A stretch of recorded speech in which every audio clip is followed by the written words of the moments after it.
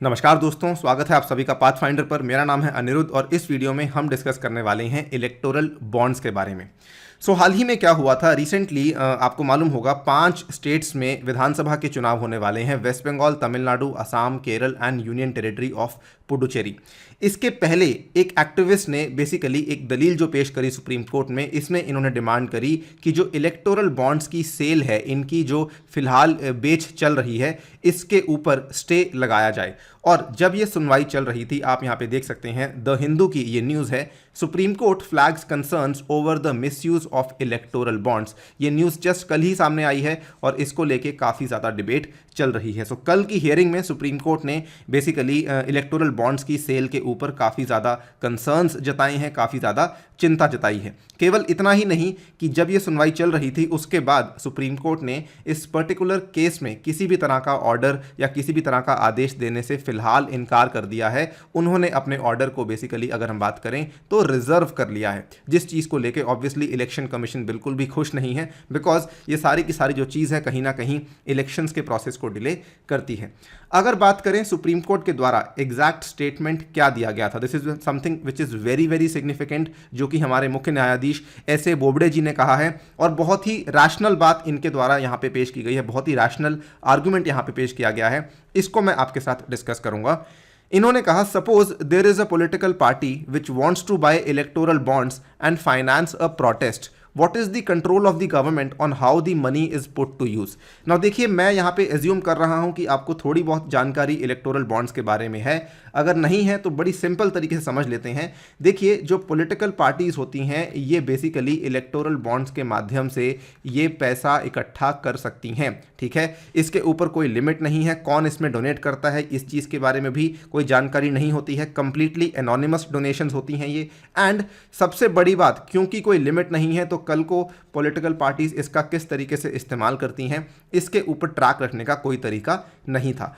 And देखिए, precisely यही वाला सवाल हमारे चीफ जस्टिस जी ने यहाँ पे रेस किया था कि सपोज एक पॉलिटिकल पार्टी इलेक्टोरल बॉन्ड्स को बाय करके एक प्रोटेस्ट को फाइनेंस करना चाहती है, तो यहाँ पर कौन जवाबदेह होगा? क्या गवर्नमेंट के पास ऐसा कोई भी तरीका है कि वो इस चीज़ को चेक कर सके कि पैसे का इस्तेमाल किस तरीके से हो रहा है इन राजनीतिक दलों के द्वारा? इन्होंने अपने आर्ग्यूमेंट को और ज़्यादा सिंपल तरीके से पेश किया। इन्होंने कहा, a party receives electoral bonds worth ₹100 crore, what is the guarantee कि ये सारे के सारे पैसे को केवल अपने पॉलिटिकल पर्पस के लिए यूज़ करने वाले हैं? क्या ये आतंकवाद के लिए इसका इस्तेमाल कहीं ना कर लें, कहीं ये किसी और तरह की गतिविधि के लिए इसका इस्तेमाल ना कर लें? तो ये सारे के सारे सवाल यहाँ पर हमारे सीजेआई ने रेस किए हैं। इन्होंने क्लियरली बोल दिया है, funds can be misused and therefore we would like you as the government to look into this aspect. They can use the funds for activities outside their political agenda. ये पूरा का पूरा जो सवाल था ये रेस किया गया था by the CJI to the attorney general K Venugopal जी की हमें इस चीज़ का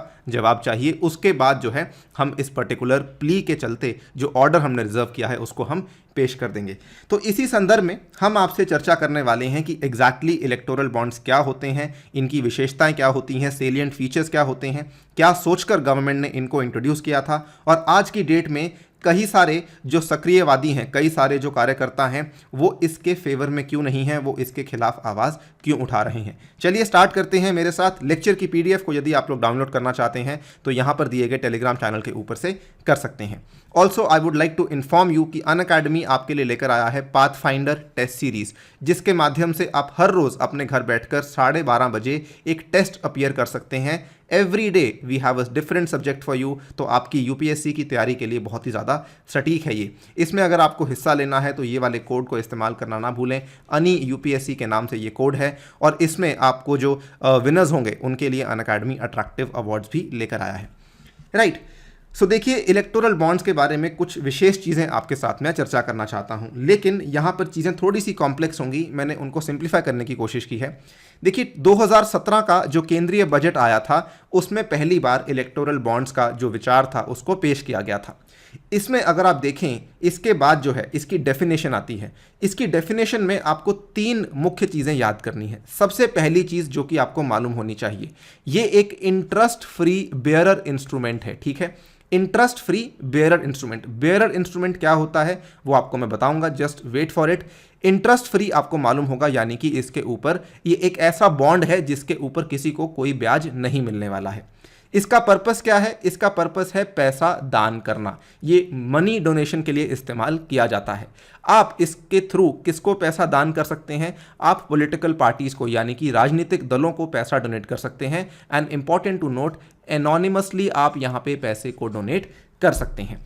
अब देखिए बेरर इंस्ट्रूमेंट क्या होता है। बेरर इंस्ट्रूमेंट बेसिकली एक ऐसा इंस्ट्रूमेंट होता है which does not carry any information about the buyer, ठीक है। यानी कि मान लीजिए मैंने आज जाके इलेक्टोरल बॉन्ड को खरीद लिया, तो मेरी इंफॉर्मेशन उस पर्टिकुलर बॉन्ड के ऊपर नहीं होगी। और केवल जब मैं इस पर्टिकुलर इंस्ट्रूमेंट को आगे जाके किसी पॉलिटिकल पार्टी को डोनेट कर दूंगा, तो वो वाला जो बेरर इंस्ट्रूमेंट है, ये बेसिकली उसकी ओनरशिप इस पॉलिटिकल पार्टी के पास हो जाएगी, ठीक है। So a bearer instrument does not carry any information about the buyer and उसका जो होल्डर ऑफ द इंस्ट्रूमेंट है is presumed to be its owner. तो जैसे कि मान लीजिए मैंने जाके एक बॉन्ड परचेज किया और मैंने इस बॉन्ड को डोनेट कर दिया पॉलिटिकल पार्टी को। सो जो पॉलिटिकल पार्टी का बन जाता है ये पूरा का पूरा बॉन्ड, राइट। इसके बाद इसकी हम अगर और डिटेल्स में जाते हैं कि हम यहाँ पर किस मल्टीपल्स में इन बॉन्ड्स को खरीद सकते हैं। देखिए बॉन्ड्स को खरीदने के लिए कोई यहाँ पर अपर लिमिट नहीं लगाई गई है। सबसे पहले तो they are sold in the multiples of 1000, यानी कि आप 1000, 2000, 3000, 4000, 5000 के बॉन्ड्स ले सकते हैं। उसके बाद 10,000 के मल्टीपल्स में भी बॉन्ड्स को आप खरीद सकते हैं, यानी कि 10, 20, 30, 40,000। उसके बाद 1 लाख, सिमिलरली 10 लाख और सिमिलरली 1 करोड़ तक के बॉन्ड्स को भी आप खरीद सकते हैं। 1 करोड़, 2 करोड़, 3 करोड़, 4 करोड़, ठीक है। ये कहां से जाके आप खरीद सकते हैं? केवल और केवल भारत में एज पर दी लॉ केवल और केवल स्टेट बैंक ऑफ इंडिया, यानी कि SBI is the only bank जिसके पास अथॉरिटी दी गई है इन बॉन्ड्स को बेचने की। क्या इसके ऊपर कोई अपर लिमिट है कि आप, यानी कि किसी इंडिविजुअल को मान लीजिए यहाँ पे बॉन्ड खरीदना है तो वो कितने बॉन्ड्स खरीद सकता है? जी नहीं, कोई अपर लिमिट यहाँ पे नहीं दी गई है। कोई भी कंपनी मान लीजिए चाहती है कि मुझे सो एंड सो पार्टी को 100 करोड़ रुपए एक साथ डोनेट करने हैं, तो वो कंपनी वहाँ पर कर सकती है। किसी प्रकार की अपर लिमिट वहाँ पर नहीं लगाई गई है। There is no limit on the number of bonds and individual और कंपनी कैन परचेज। कौन कौन लोग हैं जो कि यहाँ पे पैसा डोनेट कर सकते हैं, बॉन्ड्स को परचेज कर सकते हैं? वो कोई भी एक सिंगल इंडिविजुअल हो सकता है, ग्रुप ऑफ इंडिविजुअल्स हो सकते हैं। जैसे मान लीजिए 3-4 लोगों को लगता है कि इन सभी की राय एक पॉलिटिकल पार्टी के साथ मिलती है, तो वो मिल करके उस बॉन्ड को खरीद सकते हैं और आगे जाके उस पर्टिकुलर पॉलिटिकल पार्टी को डोनेट कर सकते हैं। कोई NGO हो सकती है, ठीक है, कोई गैर सरकारी संगठन, किसी प्रकार का ट्रस्ट भी हो सकता है, यानी कि कंपनीज तो हो ही सकती हैं।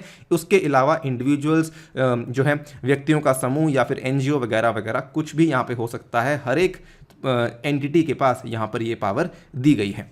नाउ इसके बाद होता क्या है? मान लीजिए आपने, एक इंडिविजुअल ने एक बॉन्ड को खरीदा, बॉन्ड को खरीदने के बाद उसने उस बॉन्ड को पॉलिटिकल पार्टी को डोनेट कर दिया है। इसके बाद पॉलिटिकल पार्टी क्या करेगी? वो जाके अब उस बैंक में जाएगी और उस बैंक में जाके बोलेगी कि मेरे पर्टिकुलर अकाउंट में इस पैसे को आप एनकैश कर दीजिए। 15 दिन के भीतर भीतर इस पॉलिटिकल पार्टी को इस पर्टिकुलर बॉन्ड को एनकैश करवाना ही होगा।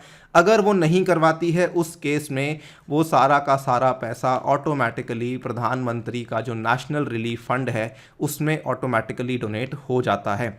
अगर हम बात करें जब से इसकी शुरुआत हुई है, मार्च 2018 से लेकर जनवरी 2021 तक, अभी तक लगभग 2 सालों के अंदर अंदर कुल मिला के 12,924 इलेक्टोरल बॉन्ड्स जो हैं वो ऑलरेडी इशू किए जा चुके हैं, जिसमें से जिसकी अमाउंट लगभग 6500 करोड़ के आसपास है। और ये अभी तक 15 चरणों में बॉन्ड्स को इशू किया गया था। चरण आप समझ सकते होंगे, जैसे जैसे इलेक्शंस होती रहती हैं वैसे वैसे बॉन्ड्स का जो सेल परचेज है वो चलता रहता है। और अभी तक 15 चरणों में लगभग 13,000 इलेक्टोरल बॉन्ड्स को बेचा जा चुका है।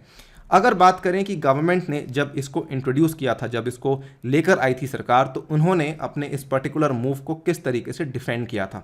गवर्नमेंट का मानना ये था कि सबसे पहले हमारा जो ये मूव है, इसके चलते हम बेसिकली इलेक्टोरल रिफॉर्म लाना चाहते हैं, चुनावी क्षेत्र में बेसिकली सुधार लाना चाहते हैं।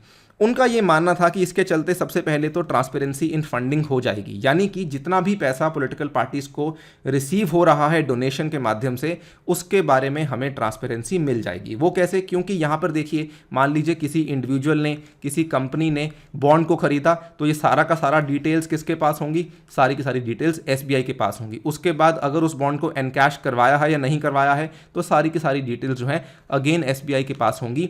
तो सरकार को ये पता चलता रहेगा कि पैसा कहाँ से आ रहा है, फंडिंग का जो सोर्स है वो मालूम पड़ता रहेगा कि जी हाँ इंडिविजुअल्स ने दिया है या फिर कंपनीज ने दिया है, राइट। तो this was the first thing.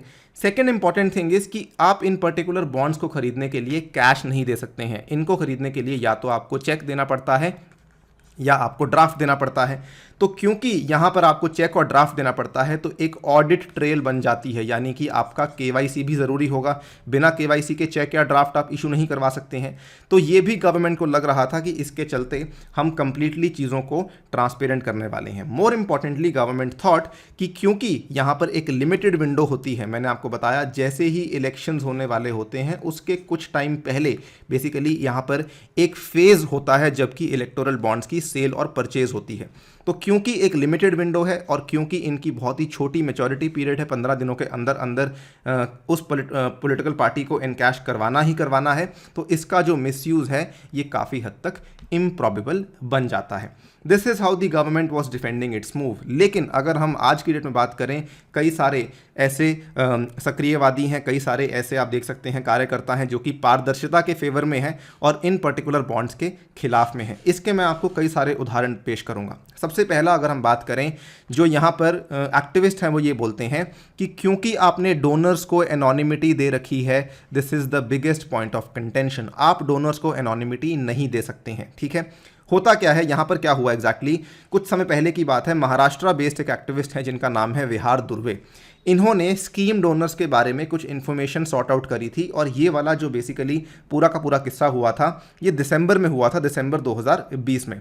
आप यहाँ पे देख सकते हैं जब इन्होंने, विहार दुर्वे ने इन पर्टिकुलर इन्फॉर्मेशन को सॉर्ट आउट किया तो CIC ने कहा that there appears no larger public interest overriding the right of privacy of the donors and the donees concerned, कि यहाँ पर हमें नहीं लगता कि इसमें किसी प्रकार का कोई लार्जर पब्लिक इंटरेस्ट छुपा हुआ है कि हम यहाँ पे डोनर्स की जो इन्फॉर्मेशन है और जो डोनीज यानी कि जो लोग इन पैसे को ले रहे हैं उनकी इन्फॉर्मेशन को पब्लिक में शेयर करें, बिकॉज हमें लगता है कि इनकी राइट ऑफ प्राइवेसी को हमें यहाँ पर गोपनीयता का जो अधिकार है उनको रिस्पेक्ट करना चाहिए। दिस इज समथिंग जो कि सेंट्रल इंफॉर्मेशन कमीशन ने दिसंबर 2020 में कहा था।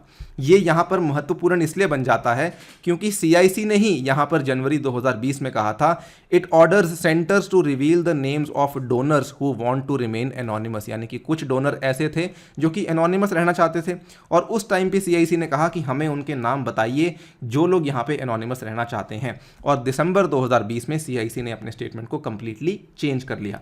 This is the first point of contention कि डोनर जो है उनका नाम सामने आना जरूरी है, ठीक है। फाइनेंस एक्ट की अमेंडमेंट आई थी 2017 में। यूनियन गवर्नमेंट ने बेसिकली ये कह दिया था कि पॉलिटिकल पार्टीज जितना भी पैसा इलेक्टोरल बॉन्ड्स के माध्यम से ले रही हैं उसके बारे में उनको डिस्क्लोज करने की आवश्यकता नहीं है। देखिए सिंपल सी बात आप समझ लीजिए, पॉलिटिकल पार्टीज जो हैं इनको कई सारे सोर्सेज से पैसा मिलता है, ठीक है। एक इनको पैसा मिलता है इलेक्टोरल बॉन्ड्स के माध्यम से, इनको फॉरेन ग्रांट्स भी मिलते रहते हैं, ठीक है। उसके बाद कोई भी चाहे इनको पैसा डोनेट कर सकता है। अब होता क्या है कि नॉर्मली इसके पहले क्या हो रहा था, इलेक्टोरल बॉन्ड्स के लाने के पहले क्या हो रहा था, पॉलिटिकल पार्टीज को सारा का सारा कि पैसा कहाँ से आया है, किसने दिया है, ये सारा का सारा चीज़ें बतानी पड़ती थी। और अगर मान लीजिए एक सिंगल डोनेशन 20,000 से ज़्यादा की डोनेशन है, ठीक है, तो ये पॉलिटिकल पार्टी को स्पेसिफिकली बतानी पड़ती थी कि मुझे 20,000 से ज़्यादा सो एंड सो कंपनी ने दिया है, so and so foreign company ने दिया है, so and so domestic company ने दिया है।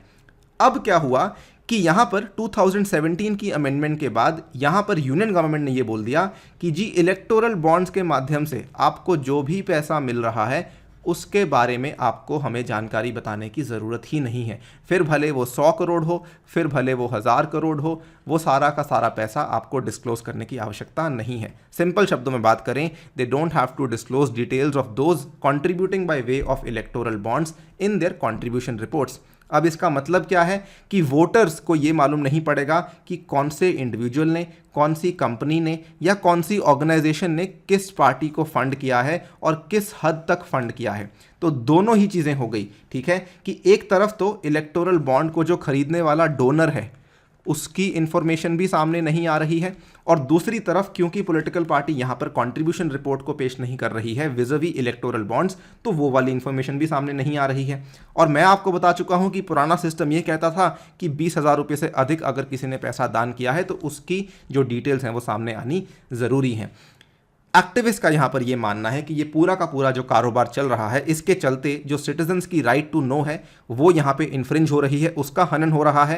एंड साथ ही में उनके अनुसार ये वाला जो सुधार लाया गया है, इसके चलते असल में जो पॉलिटिकल पार्टीज़ हैं वो और भी ज़्यादा अनअकाउंटेबल बन चुकी हैं। यानी कि हमारा पर्पस इस पर्टिकुलर चीज़ के थ्रू पॉलिटिकल फंडिंग को ज़्यादा अकाउंटेबल, ज़्यादा ट्रांसपेरेंट बनाने का था, लेकिन अब चीज़ें और ज़्यादा पलट चुकी हैं। ठीक है, इनफैक्ट यहाँ पर कई सारे एक्टिविस्ट ये भी बोलते हैं कि political parties need not reveal the funding sources का जो ये कमेंट सीआईसी ने किया है, ये basically spirit of the RTI act को ही यहाँ पर नष्ट करता है।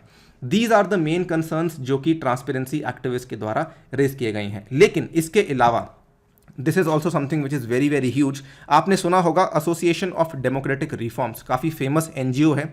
इन्होंने भी सुप्रीम कोर्ट में जो अभी हाल ही में दलील पेश करी गई थी, इनका भी उसमें बेसिकली एक दलील इन्होंने पेश करी थी। इन्होंने यहाँ पे कहा है कि while electoral bonds provide no details to the citizens, कि आपने किसी प्रकार की जानकारी आपने नागरिकों को नहीं दी है, the said anonymity does not apply to the government, कि ये कैसे पॉसिबल है कि सारा का सारा जो इंफॉर्मेशन है वो गवर्नमेंट के पास जा रहा है। क्योंकि ये आपको मालूम होगा कि एसबीआई जो है गवर्नमेंट ओन्ड है। गवर्नमेंट जब चाहे, जो यानी कि जो रूलिंग पार्टी है, जो रूलिंग गवर्नमेंट है, वो जब चाहे ये पूरी की पूरी डोनर डिटेल्स को देख सकती है, वो सारा का सारा डेटा एसबीआई से निकलवा सकती है। साथ ही में इन्होंने ये भी कहा कि इसका मतलब तो ये हुआ कि केवल और केवल यहाँ पर उन्हीं लोगों को अंधेरे में रखा जा रहा है जो कि यहाँ पे टैक्स पेयर्स हैं। ठीक है, आप उनसे पैसा भी ले रहे हैं इलेक्टोरल बॉन्ड्स के माध्यम से, और वो आपके लिए टैक्स भी पे कर रहे हैं, और साथ ही में उनको आप किसी प्रकार की जानकारी भी नहीं दे रहे हैं। एडीआर ने साथ ही में ये भी कहा कि it may also be noted that the printing of these bonds and SBI commission for facilitating the sale and purchase of these bonds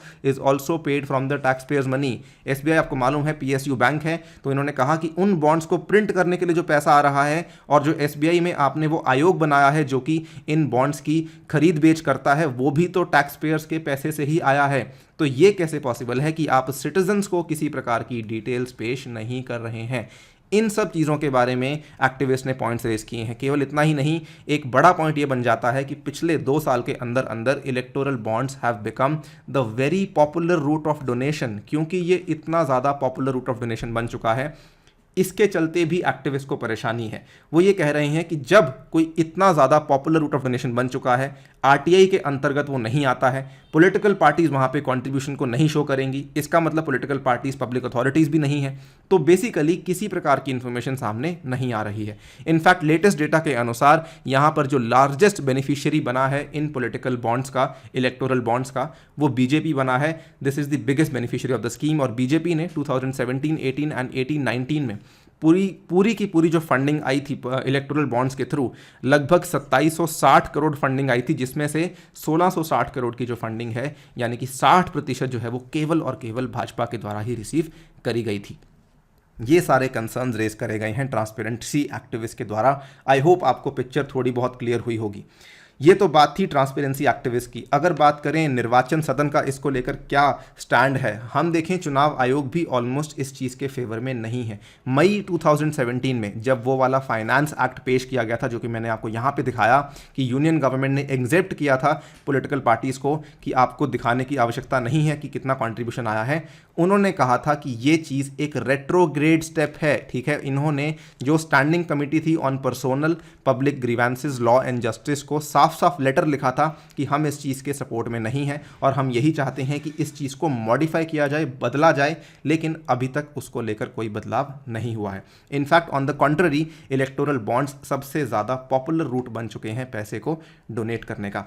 exactly क्या होता है ये अभी किसी को नहीं मालूम, लेकिन सुप्रीम कोर्ट के अंदर अगर सुनवाई चल रही है, इट इज़ प्रॉबेबल कि शायद इस चीज़ को लेके कुछ ना कुछ समाधान निकाला जाएगा। एंड वी एटलीस्ट एक्सपेक्ट कि जो क्वेश्चन सुप्रीम कोर्ट में उठाया गया है कि इनका जो मिसयूज़ है, जो गलत इस्तेमाल है, उसको लेकर कोई जवाब सरकार के द्वारा निकाला जाए। Otherwise this can really lead to a lot of misuse by the political parties. Video को यहीं पे समाप्त करूंगा, अपनी राय कमेंट सेक्शन में आप दे सकते हैं। जाने से पहले बताना चाहूँगा, अनअकैडमी आपके लिए लेकर आया है कॉम्बैट का इनिशिएटिव, जिसके चलते इस रविवार 11 बजे, सुबह 11 बजे आपको ध्यान रखना है, इसमें आपको हिस्सा लेना है। ये वाला अनलॉक कोड आपको यूज़ करना है और इसमें जो विजेता होंगे उनको 4 करोड़ का स्कॉलरशिप पूल में से अवार्ड्स भी दिए जाएंगे। इसके साथ ही में अनअकैडमी आपके लिए यूपीएससी सीएससी का कॉम्प्रिहेंसिव जीएस कोर्स लेकर आया है, जिसमें अभी आपके लिए एक बहुत ही अच्छा सब्सक्रिप्शन ऑफर चलाया जा रहा है। यदि आप आज की डेट में 31 मार्च के पहले पहले इस सब्सक्रिप्शन ऑफर को परचेज करते हैं तो 12 महीने की सब्सक्रिप्शन की जगह आपको सीधा 16 महीने की सब्सक्रिप्शन प्रोवाइड करवाई जाएगी। जुलाई 2022 तक की आपको सब्सक्रिप्शन प्रोवाइड करवाई जाएगी, यानी कि आप अगले प्रीलिम्स के लिए भी तैयारी इसी सब्सक्रिप्शन के माध्यम से कर सकते हैं। इसमें भी अगर आपको डिस्काउंट अवेल करना है तो अनी यूपीएससी कोड का इस्तेमाल कीजिए और डायरेक्टली 10% का डिस्काउंट अवेल करवा सकते हैं। ये प्राइसेस में आपको नहीं खरीदना है, ये प्राइसेस में आपको खरीदना है बट ये वाले कोड के माध्यम से। इसके साथ ही में आप ऑप्शनल को भी कंबाइन कर सकते हैं, वहां पर भी आप अन्य यूपीएससी कोड को कंबाइन करेंगे तो आपको 10% का डिस्काउंट मिल जाएगा। अन्य एग्जाम्स की तैयारी कर रहे हैं उसके लिए भी कई सारे कोर्सेज लाया है अनअकैडमी आपके लिए, वहां पर भी अगर आप ये वाला कोड इस्तेमाल करते हैं तो 10% का डिस्काउंट अवेल करवा सकते हैं। With that I take your leave. Thank you for listening, stay tuned and stay safe.